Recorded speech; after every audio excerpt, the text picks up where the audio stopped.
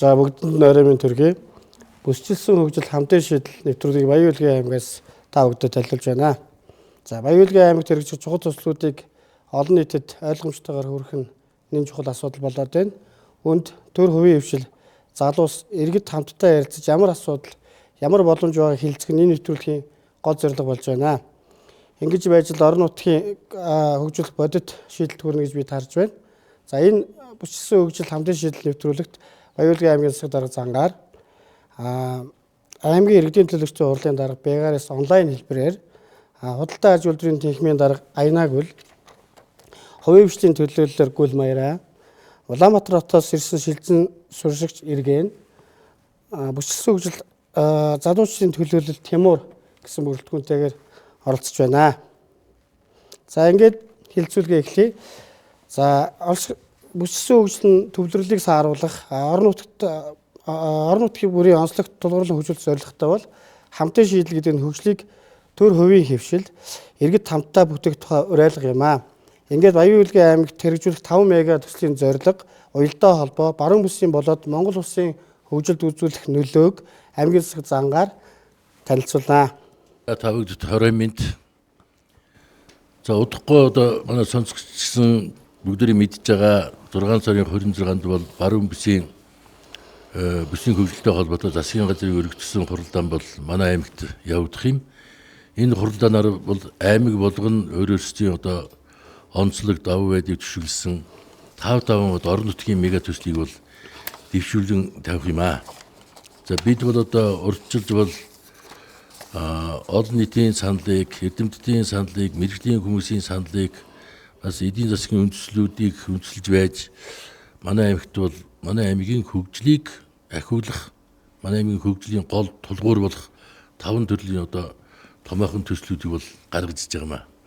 Өнөөдөр ч гэсэн энэ одоо 5 том төсөлтэй эргэн тойрон дээр бид нар ярилцах байх гэж бодож байна. За хамгийн гол нь одоо Баян-Улгийн аймаг бол яг аргагүй аялал жуулчлалыг хөгжүүлэх одоо тийм бүс болж байгаа. Одоо аялал жуулчлалын 4-р бүс гэж ингэ нэрлэсэн шүү дээ, зарласан тийм. Энэ аялал жуулчлалыг хөгжүүлэхийн тулд бол мэдээж нийт үдэс, гадаад харилцаа, аялал жуулчлалыг татах ямар хүчин зүйлүүд байна. Эдгээрийг ашиглаж бид нар аялал жуулчлалыг бол хөгжүүлэх юм аа. Энэ дөр одоо хамгийн аялал жуулчлалыг хөгжүүлэх гол хөшүүрэг нь бол бидний одоо байршил, Баян-Улгийн аймгийн байршил нэгдүгürt, хоёрдугаарт бол байгалийн сайхан үзэсгэлэнт тогтоц, дараа одоо энд Баян-Улгийн аймагт амьдардаг Казак, Тува, Хуранхай, Дөрвөд, ард түмний соёл, уламжил, заншил, нүүдэлч ахуй гэх мэтлэн давуу байдал ашиглаж бид нар энэ аялал жуулчлалыг хөгжүүлэх юмаа гэсэн тэмдэглэлд хүрч байгаа. Хоёрхан жишээг хэлэхэд бол одоо бидний хэллэдэг Шинжааны уйгурын урьдчилан засах оронд бол одоо аялал жуулчлал бол орчин үеийн хэмжээнд бол хүрсэн хөгжиж байгаа. Энэ тал дээр бол Оросын холбооны улсын Алтай хязгаар, Горны Алтай бүгд найрамдах улс бол бас одоо орчин үеийн өөрсдөө одоо хөгжлийн төлөвийг олжчихсан. Ингээд хоёр талдаа бол аялал жуулчлал маань хөгжсөн байдаг. Дундуур нь бид нар одоо ингээд унтаа байдалтай. Тэр хоёр том урсгалын дунд нь гатсан байдалтай манай Баян-Улгийн аймгийн байршил оршиж байгаа маа. Ингээд яг аргагүй энэ хоёр улсыг хоорондоо холбохын тулд бол юм нь бид одоо төр зур ажилдаг улиралын чанартай Дайингийн бомбыг бол байнгын болгох. Нэгдүгürt бол Дайингийн бомбыг байнга болгохын тулд бол Дайингийн бомбын барилга байгууламж. Энэ барилга байгууламжаа байгуулсныхын дараа энэ хоёр улсыг хооронд нь холбох Дайингийн чиглэлийн замын асуудал байх. Хоёрт. Одоо Цэнгэл сум хүртэл улсын төсвөр зам бол баригдаж байгаа. Цэнгэлээс цаашаа бол 132.19 км замын зураг төсөл нь бэлэн болцсон. Тэгээд одоо улсын төсөв суулгах асуудал яригдж байгаа. Энэ дөр одоо их хурлын гишүүд маань бас их анхаарч хамтдаа бид нар энэ ажлын араас явж байгаа.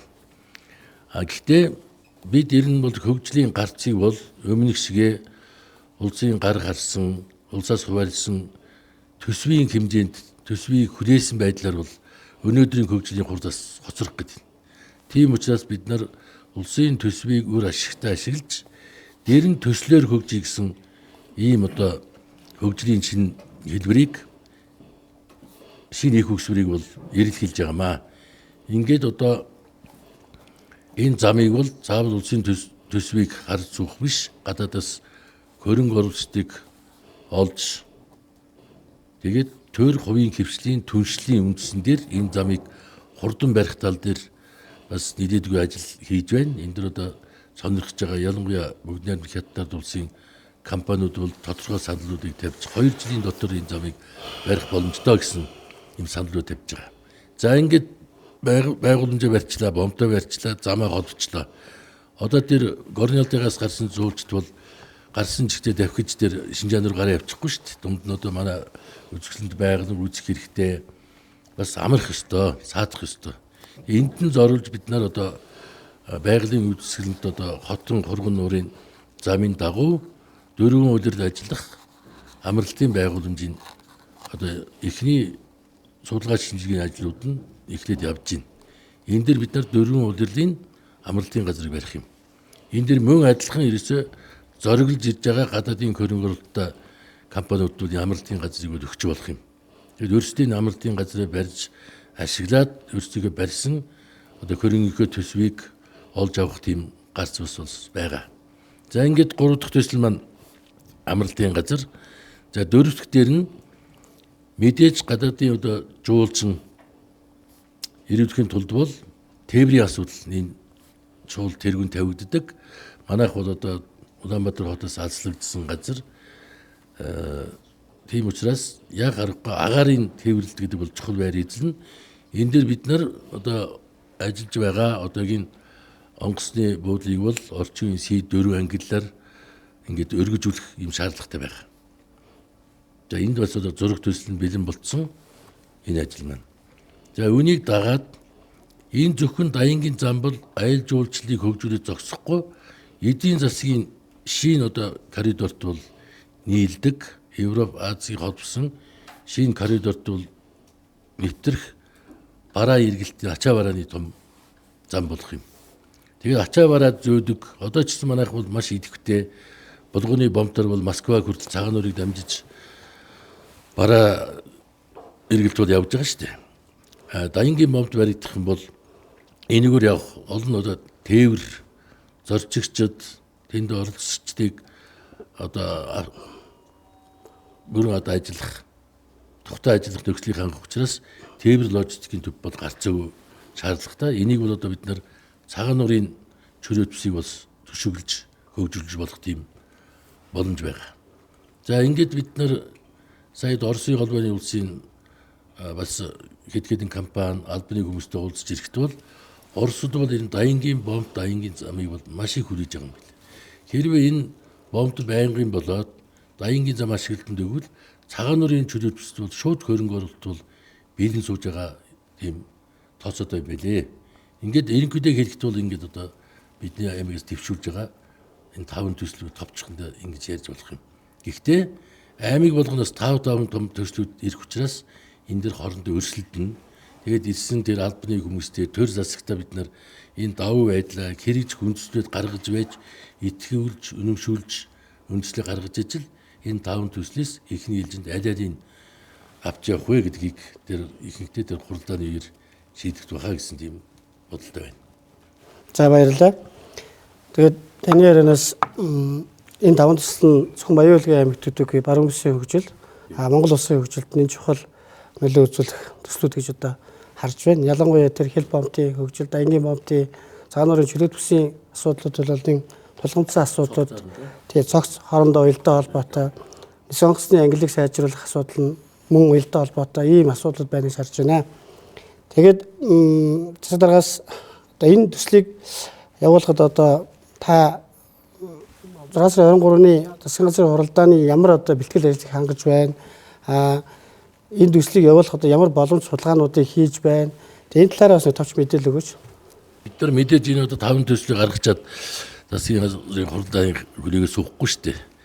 Одоо эхний ээлжинд бол ямар ч судалгаануудаа хийж байна. Сая одоо хөрсч эргэлдэх орнууд бол аялал жуулчлал яаж хөгжиж байна? Тэдний одоогийн байгаа байдал нь урд нь ямар байсан, цаашдын чих хандлагын талаар бол нэлээд судалгаанууд хийгдсэн. Үүний зэрэгцээ бид нар одоо Хятадын талын сонирхчдыг хөрөнгө оруулагчдыг бол 3 одоо бүлэг манай газар дээр нэрж бас үүсэж сонирхоо явуулсан. Хятад руу манайхаас аль биесны 2 ажлын хэсэг очиж газар дээр нь танилцаад тэр ханаас ямар тийм газрыг нүдээр үзэж тэндхийн хөгжлийг газар дээр нь манай албаны болон одоо хувийн хэвшлийн хүмүүс сонирхож иж байгаа. Бид бол бас өөрөө бас оролцсон. Оросын холбооны улсын Алтай Инкизгаар Горны Алтай бас ажлын хэргийн хүмүүстэй хувийн компаниудтайгаа уулзсан. Ингээд хамтрагчдаа бид нар түншлэгчтэй энийг хэрэгжүүлэх одоо арга замаа бас бид нар бэлдэж байгаа. Ерөнхийдөө засгийн газрын өргөцсөн хуралдаан дээр бид энэ тал дээр бол дэлгэрэнгүй одоо ойлголт өгөх, үндсэл тооцоогоо хэлэх, итгүүлж үнэмшүүлэх одоо бүрэн боломжтой болно гэсэн юм бодолтой байна. Тэр сая Алтайский крайд ажиллаж байхад бас Монголын чөлөөт бүсдээр үйлдвэрүүдэд барих нэлээд сонирхолтой компаниуд байсан. Хятадын талд бас иймэрхүү компаниудын бас сонирхол байна уу? Хятадын компаниуд бол сая амралтын газар, боомт, зам эднэд бол шууд хөрөнгө оруулалт хий гэж байгаа. Тэгээд 2 жил дотор барих боломжтой гэж байна. Тэдний ганц ярьж байгаа нь бидний оруулсан хөрөнгө бид буцааж яаж олж авах вэ гэдэг дээр л асуулт яригдж байгаа. Энэ асуудал яахаарахгүй манай одоо эрхэм их хурлын гишүүд засгийн газрын дэмжлэгээр л энэ бүтэн. Бид бол өөрсдөө шалтгааллах юмнуудыг бол бүгдийг одоо бүтээхийн төлөө чармаа ажиллаж байна. За баярлалаа. Аймгийн иргэдийн төлөөлөгчийн хурлын даргаас асуух асуулт байна. За аймгийн иргэдийн төлөөлөгчийн хурлаас төслийг хэрэгжүүлэхэд шаардлагатай судалгаа, үндэслэлийг боловсруулах ямар дэмжлэг үзүүлж байна? За төсөл хэрэгжиж эхэлсэн тохиолдолд иргэдийн төлөөлөгчийн хурал хяналт тавих тогтолцоогоо яаж бүрдүүлэх гэсэн тооцоо судалгаа байвал та бидэнд хариу өгнө үү? Аймгийн иргэдийн төлөөлөгчдийн хурал нь өөрөө жил болгоны одоо оны сүүлээр төсөө батлаад явдгийг. Монгол Улсын засгийн газраас бас гахшилтэй ч юм уу ер нь эдийн засгийн нөхцөл байдалтай холбоотой татварууд хийгээд явдгийг.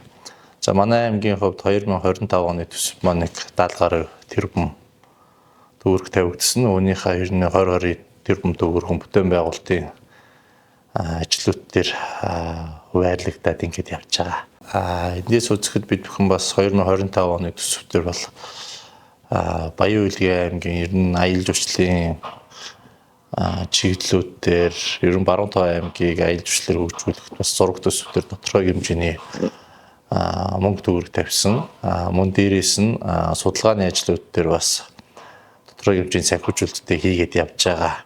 За Баруун Тав аймгийн хувьд аваад үзэх юм бол бүсчин хөгжил төр бол эрчим хүчний төрөлжсөн бүс болон аялал жуулчлалын дээд бүтцгээ зарласан байгаа. Монгол Улсын одоо улсын хурлаас батлагдсан шийдвэрийн дагуу үүнийхээ хүрээнд Баян Үйлгийн аймгийн энэ тэргүүн аялал жуулчлалын чиглэлээр ирэх жилүүдэд бид бүхэн бас тодорхой хэмжээний аймгийн одоо төсвөөсөө санхүүжүүлэлттэй шийдээд хамгийн түрүүнд одоо аялал жуулчлалыг хөгжүүлэхэд тулгамдж байгаа асуудлууд нь юу байна? Тэгээд төр хувийн гэрчлийн түншлэлээр аялал жуулчлалын компаниудаа аймгийн иргэдийн төлөөлөгчний хурлын зүгээс бас 2-3 удаа уулзалтуудаа зохион байгуулагдсан. Мөн худалдаа ажилтнуудын танхимтай хамтраад ер нь энэ бизнесийн таатай орчныг бүрдүүлэх, хэлийн бүс орчмын аялал жуулчлалыг яаж хөгжүүлэх талаар бас тодорхой хэмжээний судалгаанууд хийгдээд явж байгаа юм аа.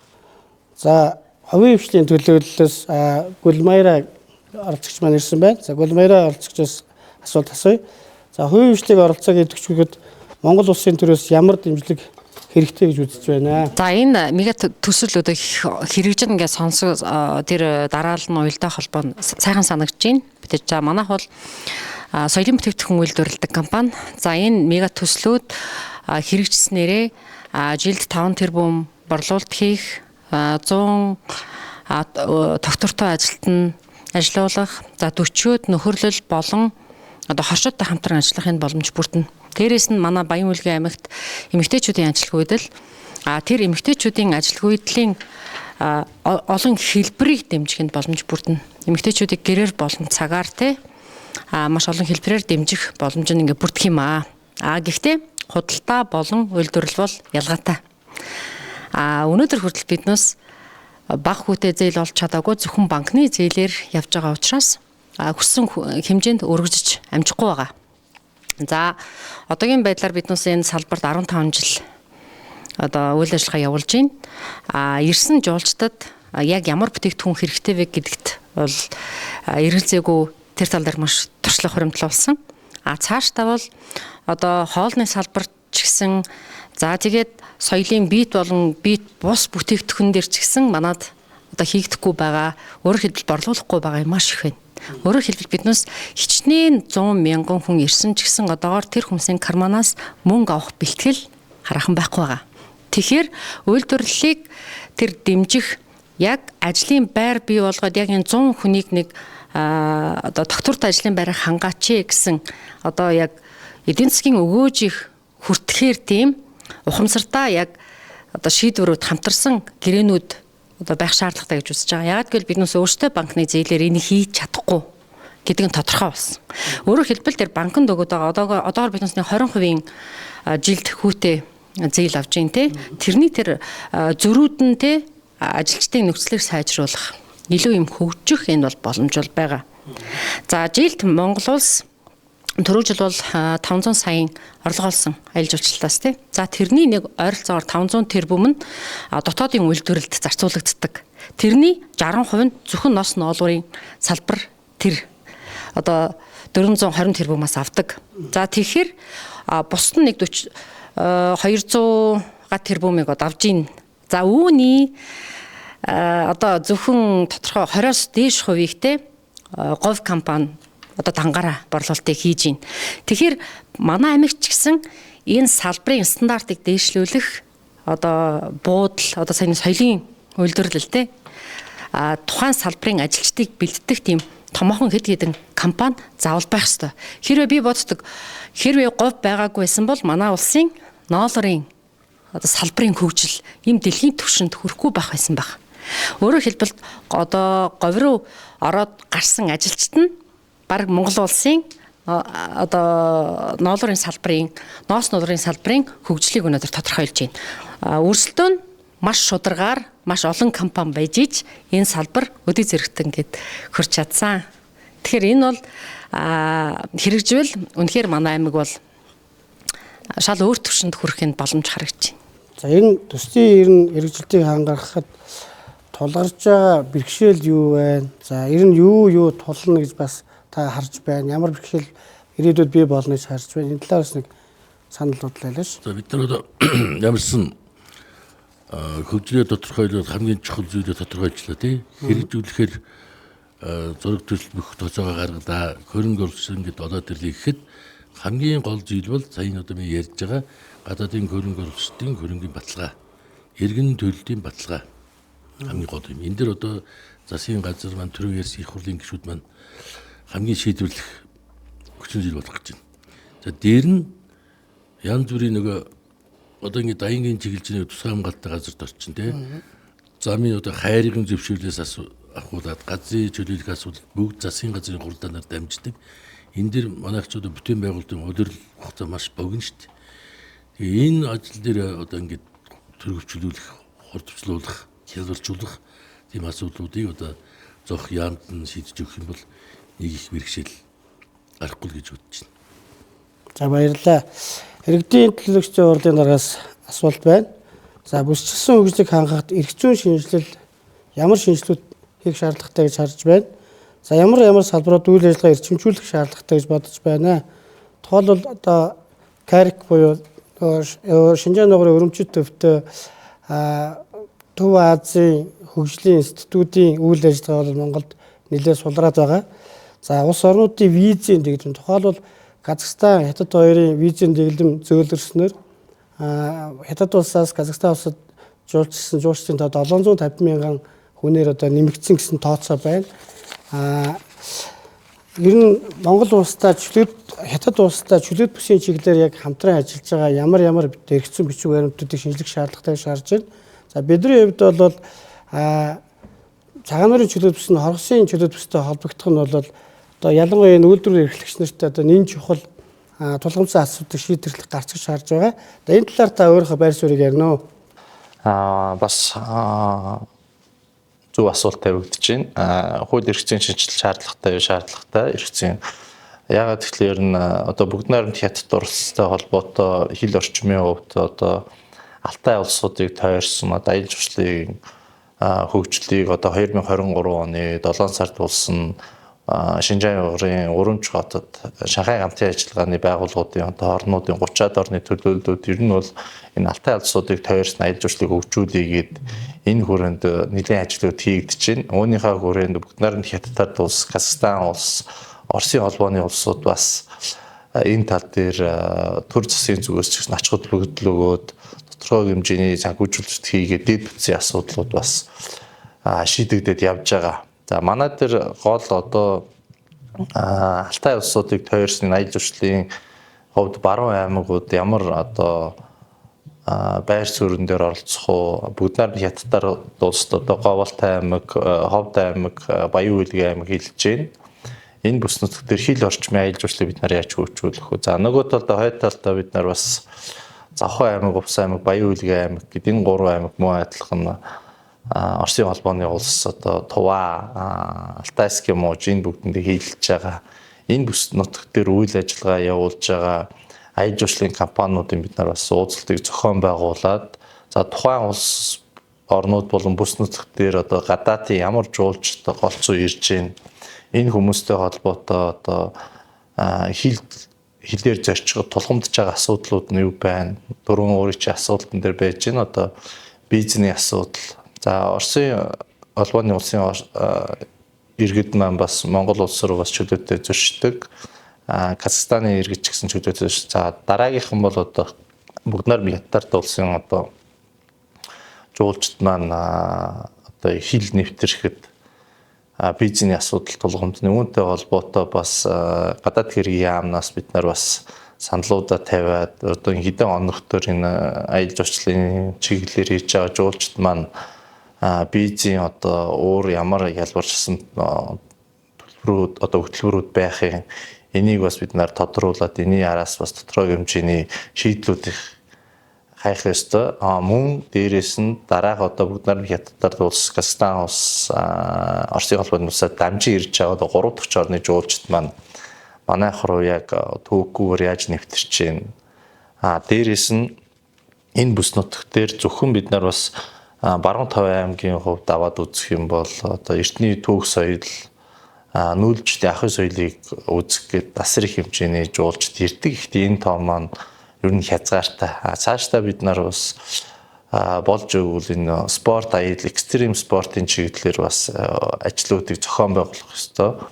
Үйл ажиллагаа. Үүнийхээ хүрээнд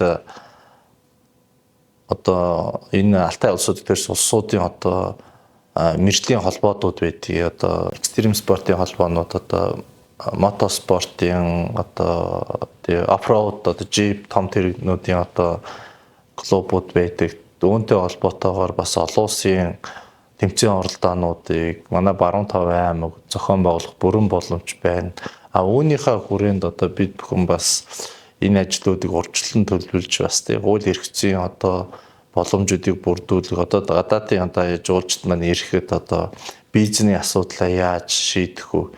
Гэх мэтлэн олон юмнууд байна. За нөгөө нэг талдаа бол одоо аялал жуулчлалыг хөгжиж байгаа улс орнуудыг харах юм бол tax free гэдэг одоо tax refund гэдэг хилээс одоо Монголын одоо Монголд үйлдвэрлэсэн бараа бүтээгдэхүүн худалдаж авахд хилээс гарахад 10% одоо буцаа олголтоо хийдэг. Энэ маань Улаанбаатар хотод Чингис хаан улсын осны буудлын дээр л байдаг.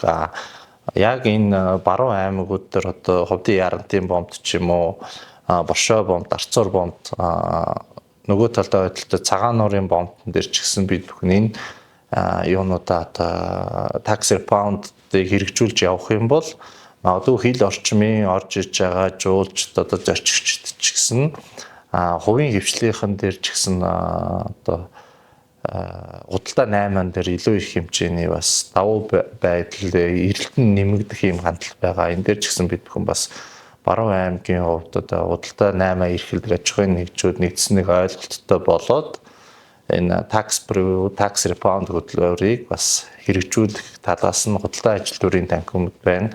Хамтарч ажиллах боломжуудыг бас бид нар эрэлхийлэх ёстой гэж хувьдаа бодож байна. За худалдаа ажилтнуудын танхимын дарга Аянаг үлээс асуулт байна. За 5 мега төсөл нь хэрэгжих нь хувийн хвшил хөрөнгө оруулагчдад ямар шинэ боломж нэгдэнэ гэж харж байна та. За энэ талаар бас өөрийн байр суурийг илэрхийлнэ. Бизнес эрхлэгч хүний хувьд мега төслийг маш том боломж дэвшил гэж харж байна. Мега төслийг хэрэгжүүлснээр хувийн хвшлийн компаниудад тогтвортой ажлын байр нэмэгдэж одоо тээвэр, худалдаа, экспорт, аялал жуулчлалын салбарууд хөгжих боломжтой. Цаашлаад Баруун Бүсэн аймагуудын харилцаа холбоо иргэдийн эдийн засаг бас сайжрна гэж бодож байна.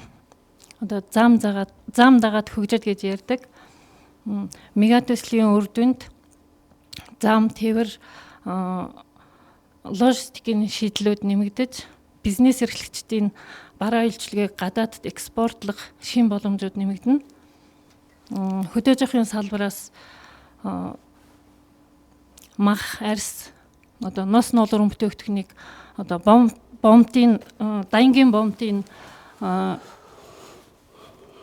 бомт нийцснээр одоо ойрын гарсаар одоо экспортлох боломжууд гарна.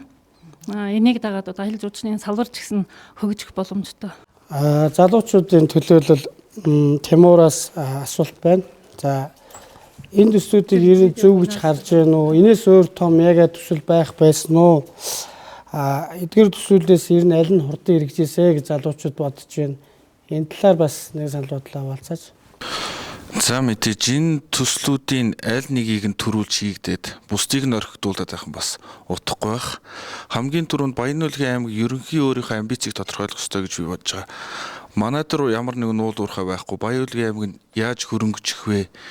Яаж эдийн засгийн эргэлтээ сайжруулахыг үл мэдээж энэ сайхан байгалийн цогц спорт газруудад аялал жуулчлалаар түшиглээд ингээд хөгжих нь зөв гэж харж байгаа.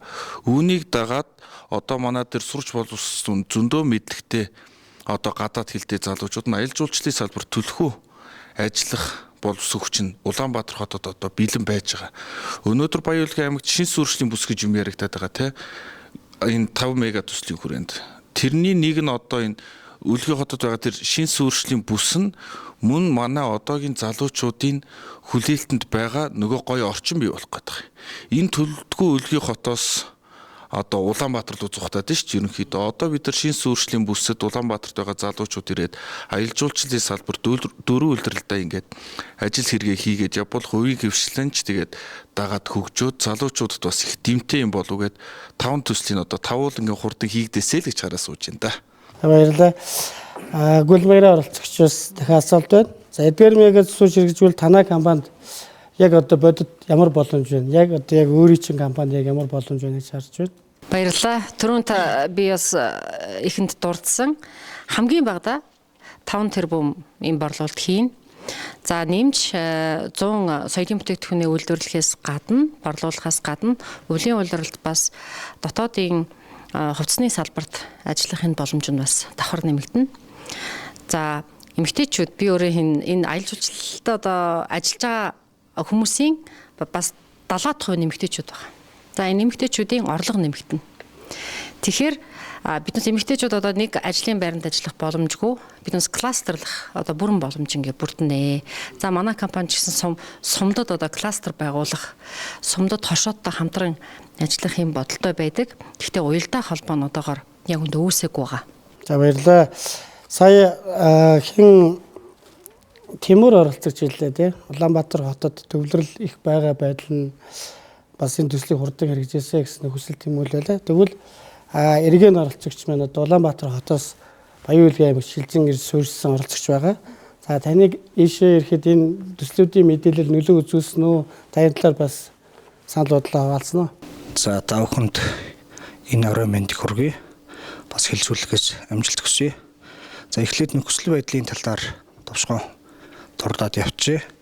Улаанбаатар хотын агарын бохирдол утаа хүн амын нягтрал төвчрөл өдрөөс өдөрт нэмэгдэж байна. Залуучууд хэдийгээр утаатай төвчрөлтэй байсан хэдий ч хүн ам ихтэй газарт зах зээл өндөртэй, ажлын байр ихтэй учраас тэнд амьдраад байгаа. Миний бие бас Улаанбаатар хотод 8 жил амьдарсан. Би оны өмнө 5 мега төслийг дээр нь 2024 оны 64 дугаар тогтоолоор Монгол Улсын их хурлаас бүсчлэн хөгжлийн үзэл баримтал баталсан. Тэрний хүрээнд Баянүлгийн аймгийг бүсчлэн хөгжлийн хүрээнд 5 мега төсөл хэрэгжүүлэхээр зөвшөөрсөн байна. Тэрнийг хараад миний би энэ 5 мега төсөлд өөрийнхөө оролцоог нэмье. Хэрвээ энэ 5 мега төсөл хэрэгжүүл мянгаар ажлын баяр бий болно. Залуучууд гарааны бизнес хийх боломж бүрдэнэ. Тийм учраас миний би энэ хөгжилд хөл нийлүүлэхээр Улаанбаатар хотоос үлгэдчилж ирсэн юм аа. Ер нь бол судалгаагаар бол тийм Оросын албаны улсаас Монгол улс руу зорчиж байгаа иргэдийн та цагаан нуурын бомбтаар бол жилд 200 мянга хүрч байна. Гэхдээ одоо яг энэ дайнгийн замтай холбогдвол бүгд найрамд хотод ард улсаас одоо манай бусад аймагуд руу тэгээд Оросын албаны улс руу дамжин хөргөж жуулчдын та 200 мянга. Оросын албаны улсаас наашаа орж ирэх жуулчдын та 60 мянга. Дотоодын жуулчдын та 70 мянгаар ингээд нэлээд том юм тоо харагдаж байгаа тийм. Энэ тоог одоо бид нар ингээд дээр нэмэх нь одоо C4 ангиллыг авбал Казахстан улсаас одоо 40 гаруй мянган одоо хүмүүс Баянүлгийн аймаг руу очиж ирж бусад аймагуудыг үзэж сонирхно гэсэн юм тооцоо судалгаа гарсан байна. За эндээс харахад аялал жуулчлалын салбар нэлээд тийм том түлхүү одоо харагдаж байна тийм. Эндээс бид нар одоо яг аль уялдааг нь хангаж өгч за цагаан нуурынхаа чөлөөт бүсдээр анхаарлыг тавих юм уу? C4 зэрэг явуулах юм уу? Даянгаа эсээд хөгжүүлэх юм уу? Яг энэ аль нь хамгийн дөрөвжтэй явж иж эдний уялдаа хангагдана гэж бодож байна. Та энэ талаар бас нэг хэлэх гэж. Мэдээж одоо зэрэг гадаадын яг аялал жуулчлалын чиглэлийн хөвсийг харж байгаа нь бол Даянгийн зам юм билээ. Ерөөсөө хятад Орос хоёрыг холбох асуудлыг жуулчдын компани ч гэсэн Орос хятадын үйлдвэрүүд худалдаа энэ бүгдийн гол анхаарлыг татж байгаа асуудал бол Даянгийн бомб зам хоёр байна. Энэ хоёр баригдахаар нь аяанда дөрвөн улирлын амралтын газрын сонирхч барьж өгсөн хүмүүс нь аянд гарч ирнэ. Бид түрүү ярьсан цагаан нуурын чөлөөт бүсгээд бид нэр 20 жил ярьсан тийм. Тэгээд зам бомбд ингэж ашиглалтанд орсноор тэрүүгээр өссөн өсөөгөө нэг жуулчсан ч явна, бараа ирэлтэн ч яваад ирэхээрээ тэр аяндаа ерөөсөө тэр цагаан нуурын чөлөөт бүсийн хөрөнгө оруулалт нь бол гадаадынхнаар шийдэгдэх гэдэг. Тийм учраас түрүү нэг Тимур энэ хэлсэн шиг аль нэг нь одоо баг энэ чухал гэж хэлэхгүй энэ уялдаа холбоотой ийм таван төсөл байж байгаа. Гэхдээ бас нэг бэрхшээлтэй юм одоо C4 гэдэг дээр үнэхээр энийг хүлээх хугацаа бол бага. Тийм учраас бид нар заавал энэ тавлангийн хөгжүүлнэ гэж үтгэх биш. Одоо ойролцоо байгаа ховд аймагт чинь одоо ямар сонирхол байна те. Одоо ховд хооронд бол ингээд асфальтын сайхан зам байгаа учраас энэ ховд аймагт хэрвээ энэ C4 ангиллын онгоцны талбай бий болчих юм бол заавал зэрэгцээд улсын хөрөнгийг те өрн таран хийхгүйгээр ховдыг төшөглөөд бид нар сая асуудал шийдээ явж байна. Айл жуулчдаас ховдын бомбоор нисгүүлээр нь үйлчлүүлж болж байна. Бидний бас нэг их ярьж байгаа одоо халаал махыг гадаад орнд гаргах, экспорт нь гаргахыг бас одоо ховдуудыг төшөглөөд явж. Яагаад гэвэл бид нар бүсчилсэн хөгжүүлсэн учраас бүгдийг одоо бид нар хэрэгжүүлэх тийм хөрөнгөний боломж байхгүй. Гэтэ нөгөө хөршүүдтэй ямар давуу тал байна? Тэр бид нар хамтдаа. Жишээ одоо Увс аймагт бол жимск нь бол ялангуяа чацрагн гэдэг бол брэнд нь байж байгаа юм. Бид нар энэ дээр одоо чацрагн дээрээ Увс аймагт нэг өршлөөд зэрэгсээд яваад байх юм. Харин Увс дээр нь чацрагны үйлдвэрийг хөгжүүлээд тэрнийг манай бомбдор манай зах зээлээр гадаад борлуулах юм дээр ерөөсөө бид нар цогцоор нь бүсээр нь хөгжинэ гэдэг нь утга нэмэл байгаа л да. За баярлалаа.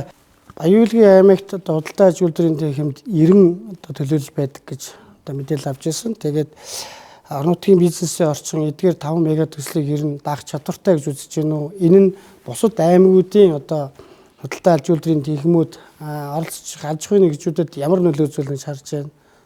Миний бодлоор мега төслийн хүрээнд одоо зах зээлд шинэ хөрөнгө оруулалт орж ирнэ.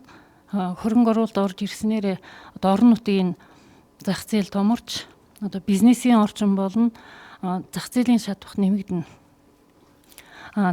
Төсөл өөрөө өргөн хүрээ хамарч байгаа учраас төсөлтөө зэрэгц нь одоо жижиг дунд дэлгүүрч гэсэн дагаад хөгжих боломжтой. Тэгээ мэдээж 330 гаруй мянган жуулчны одоо буудал хоол ундны хэрэгцээ гээд маш асар том юм байна л да. Тэрний дагсан боловсрал гайд одоо боловсролын асар том сүлжээ бий болно гэж харж байна те. Энэ даацыг маань манай Баян-Хүлгийн аймгийн одоо энэ боловсролын байгууллагууд энэ хүний нөөц тэгээд хоол хүнс хангамж энэ хөдөө аж ахуй маань дийлэх одоо чадал байгаа гэж та харж байна уу? Байгаа гэж харж байна. Байгаа гэж харж байна. За баярлалаа. Энэ дээр бас одоо Улаанбаатар хотод хамгийн том стресс бол төгжрэл тий орон байрны асуудал одоо үнийн хөргөлт зэрэг олон юмнуудыг одоо залуучууд эмзэглэж хүлээж авч. Тэгээд залуучдын төлөөл энэ дээр бас хариулт өгөх гэж бодож байна. Энэ дээр одоо Монголын залуучуудад уриалах одоо ямар уриалга байна? Эндээс ямар стартап хөтөлбөр эргэж нөхцөл бололцоо байна гэж харж байна. За залуучууд маань энд ирснээр одоо ямар бизнесийн таатай орчин бий болно гэж харж байна. Энэ талаар бас санал бодлоо яриач. Ер нь бизнесийн орчныг нь дэмжих хөтөлбөр хэрэгтэй болов уу гэж харж байгаа. Мэдээж бизнес хийх, энийг дагаад стартапуудыг хийх, хэрэгжүүлэх хүсэл эрмэлзэлтэй залуучууд зөндөө байх. Миний хувьд ч гэсэн одоо бодож байна. Тэр олон мянган жуулчдын наад захын кофений тийм бидтэй. Одоо тэгээ логистикийн төв байгууллаа гэхэд Баян-Хүлгийн аймагт баруун үсгийн логистикийн төв байгуулахад энэ урд хойд хөршийг дагаж явж урдаас хойшоо ингээд хойноос урагшаа явж байгаа тээвэрлэлтийн том тэрэгнүүд тэдний сэлбэг засвар үйлчилгээ гих зэрэг буудлах зэрэг зөндөө боломж ингээд харагдж байгаа. Гэхдээ тэр нь мэдээ залуу хүмүүс нь шууд ингээд бизнес хийгээд явах нь хэцүү болохоор стартапыг дэмжих хөтөлбөр бас шаардлагатай болов уу гэж бодож байгаа. Мэдээж нөгөө нэг шин сүршлийн бүс төр ч гэсэн одоо залуучуудыг ирэхэд шинэ ипотекийн нөхцөл ч юм уу одоо урьдчилгааг бага авдаг гэдэг ч юм уу тиймэрхүү засгийн газраас одоо хүмүүсийн насны ангиллаар нь бас жоохон хараад дэмжээсэй гэдэг бас бодол байж байгаа юм л да. За ерөөдөө эргэн оролцогч Тимур оролцогч хоёрын ер нь яриануд хооронд их уялдаатай байна тийм ээ. Тэгэхээр энэ уриалгыг ингээд Улаанбаатар хотод явбал та Улаанбаатар хотод амьдарч ирсэн хүний хувьд залуучууд одоо наашаа чиглэх хөдөлгөөн байх болов баруун таван аймаг руу сүүшил одоо төвлөрөх болов ямар бодолтой байна энэ талаар? За ер нь бол маш ихээр нэмэгдэнэ. Улаанбаатар өнөөдөр манай Баян-Хүлгийн аймагаас гаралтай залуучууд сургуулаа төгсөөд ихэнх нь тэнд амьдарч байна. Яагаад гэвэл ажлын байр бизнесийн орчин тааруу учраас Улаанбаатар хотод амьдарч байна. Улаанбаатар хот хэдийгээр төвжирлэлтэй утаатай байсан гэдий ч амьдралын жамаар тэнд үлдчихэд байгаа. Одоо энэ төслүүд хэрэгжүүл залуучууд маш ихээр ирнэ. Залуучуудын урсгал бол одоо орон нутгийг зорих маш ихээр нэмэгдэнэ. Хамгийн над захын жишээг хэлэхэд одоо энэ 5 мега төсөл дотор байгаа Таван богдын аялал жуулчлалын дөрвөн үйлдвэрлэл цогцлбор гэхэд тэр цогцлбор ашиглалтанд орвол жилд нэг 130 мянгаас 180 мянган жуулчин хүлээж авах тийм тооцоотой юм байлээ. Тэрний хүлээж авахад ойролцоогоор 1500-аас 2500 ажлын байр бий болно. Тэрнийг дагаад тэр нэг стартап шинээр бизнесийн гараа бий болно. Тийм учраас залуучуудад бол энэ 5 мега төсөл бол маш их боломж гэж гарч байгаа. Засгийн газраас дэмжиж орон нутгийг дэмжиж энийг хэрэгжүүлбэл орон нутгийн хувьд залуучуудын хувьд маш том боломж гэж харж байгаамаа. За баярлалаа. Ерөнхийдөө хэлэлцүүлэг маань өндөрлөгтэй шаандаж байна. Тэгээд залуучуудын төлөөлөл одоо хувийн хвшлийн төлөөллөөс засаг даргаас энэ 5 мегатсээс эргэлзээтэй асуулт байвал одоо шууд асууж болно. Засаг даргаас хариулж өгж залуучуудын эргэлзээг бас тайлж өгөх нь гэж найдаж байна. За миний хувьд бол үйлдвэрлэл бол яг суурьшин байгаа нийгмийн асуудлыг давхар шийддэг юм одоо гадагшаач гарч үзээгүй худалдааг сайн мэддэггүй те үйлдвэр эрхэлжих боломжтой өөрөө одоо өрхийн үйлдвэрлэл хийнгээ амьдарчих боломжтой энэ эмэгтэйчүүдийн орлогын одоо их усврыг дэмжих тийм нийгмийн асуудлыг давхар шийдэхэд энэ одоо яг чиглэж чадах болов те би энэ дээр айгу эргэлзээтэй хандсан. Яагаад гэхээр эмэгтэйчүүд ажилладаг салбарыг маш олон түвшинд манай одоо эрчүүд маань голдог.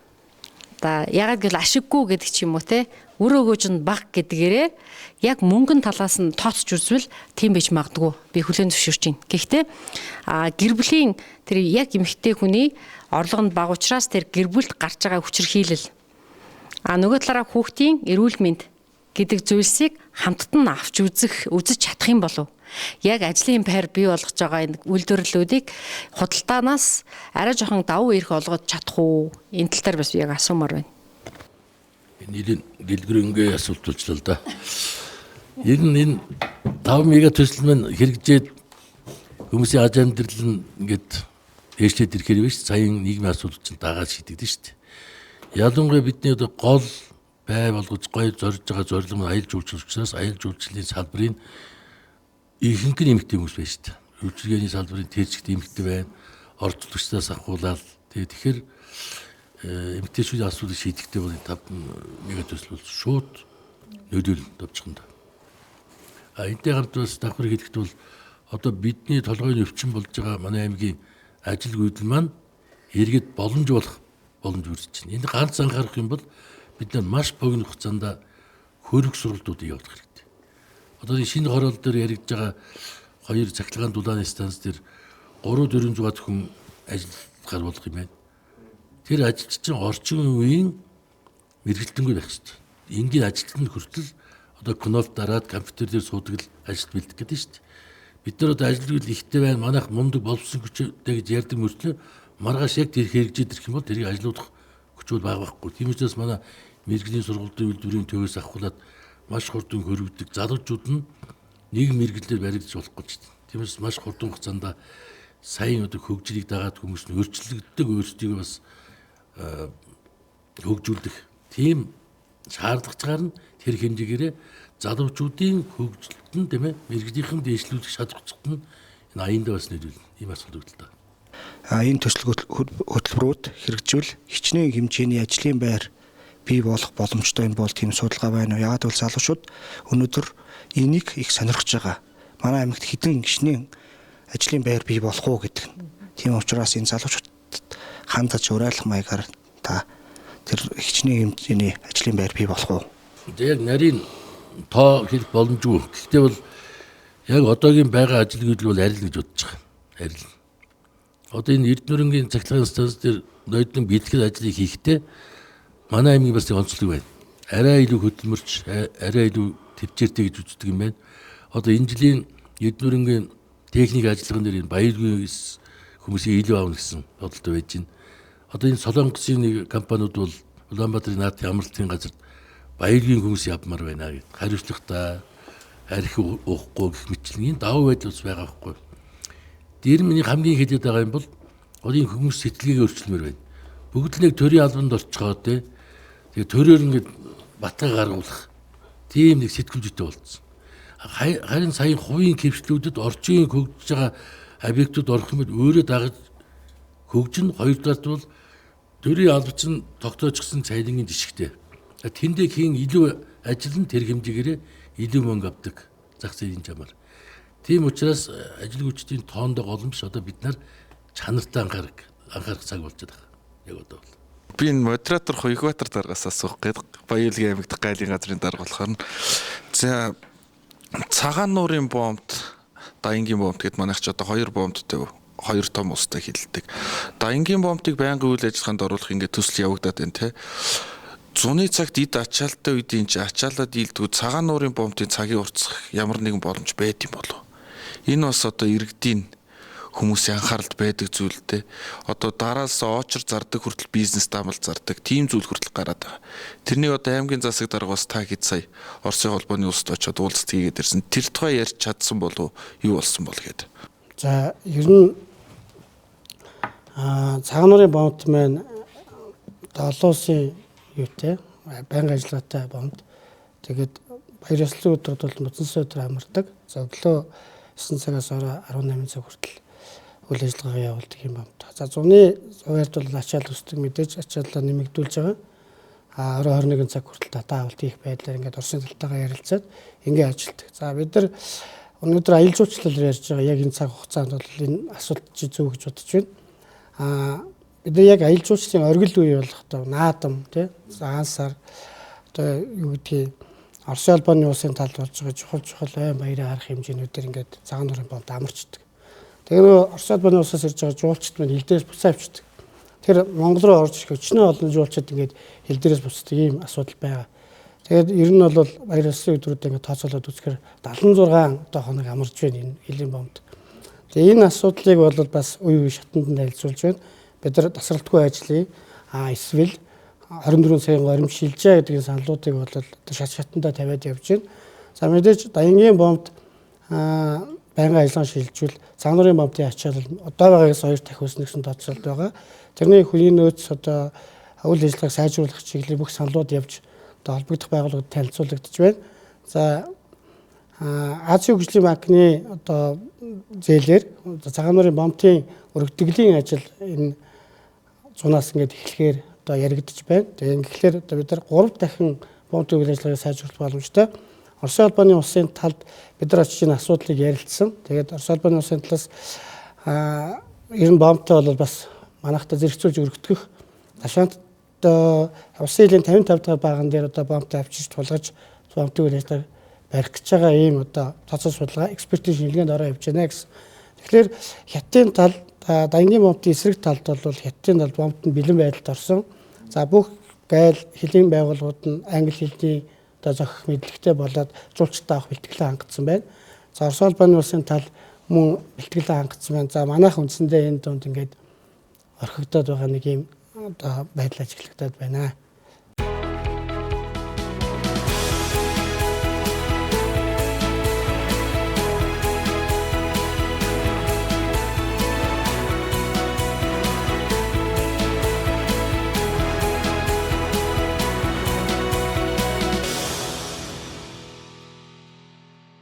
За өнөөдрийн хилцүүлэг амжилттай сайхан болж өнгөрлөө гэж бодож байна. За энэ Алтайн улсыг тойрсон энэ дөрвөн соёлын уулзуур нутагт одоо бид нар амьдарч байна. За энэ дөрвөн соёлын уулзуурын энэ Алтайн улсыг тойрсон энэ дөрвөн улсын 65% нь одоо Монголын нутагт энэ харьяалагддаг сайхан байгаль дунд орсон суудаг бидний энэ одоо их азтай гэж бодож байгаа. Гэтэл одоо Хятадын ханас тий Казахстаны Карагай, Оросын одоо Алтай гэдэг хэсэгт одоо аялал жуулчлалын томоохон бодлогууд хэрэгжиж бид нар Алтай гэдэг брендийг одоо алдах хэмжээндээ хүртлээр бид нар хоцорсон байна. Монгол улсын хүчилсэн хөгжлийн үзэл баримталд экспортын чиг баримжаатай экспортын чиг баримтаа хөдөө аж ахуй суурилсан түүнчлэн хил дамнсан аялал жуулчлалыг хөгжүүлэх замаар хөгжнө гэж тусгасан байдаг бол энэ бүх боломж шийдлийг бүгдээрээ ярьлаа гэж үзэж байна. За хөдөө аж ахуй экспортын чиг баримтаатай үйлдвэрлэлийг одоо манай цагаан нуурын бомтод явуулах өргөн боломж байгаа нь харагдаж байна. Төв Аз, Каспийн орн, Европ руу гарах одоо хамгийн дөт гарсан Монголын хоёр талд харьяалагдахгүй одоо олон улсад гарах юм том үе таалга логистикийн зангилаа гэж энийг харж байна. За тэгээд аялал жуулчлалын одоо ноён оргил нь Алтай товхон богд юм байна. Эндээс салбарсан аялал жуулчлал баруун таван аймагт төдөөгүй Монгол улсын аялал жуулчлалын салбарт томоохон хувь нэмэр оруулна гэдгийг одоо бид нар бас дүгнэж ярилцлаа гэж үзэж байна. За ингээд 2025 оны 6 сарын 23-нд Баян-Өлгийн аймагт зохион байгуулагдах засгийн газрын өргөдгсөн хуралдаанд энэ асуудлуудыг одоо аймгийн удирдлага маань танилцуулах юм байна. Та бүгдийн оролцсон үүрэг оролцоо энэ чухал байлаа. Тэгээд төр хувийн хөвшил ард иргэд энэ хилцүүлгээс олон зүйл одоо би ойлгож авсан гэж найдаж байна. За баруун бүсийн хөгжилд чухал хувь нэмэр оруулахаар зүтгэж буй та бүгдд маш их баярлалаа. Та бүгд ажлын амжилт хүсье. Энэ хилцүүлгийг өндөрлж байна.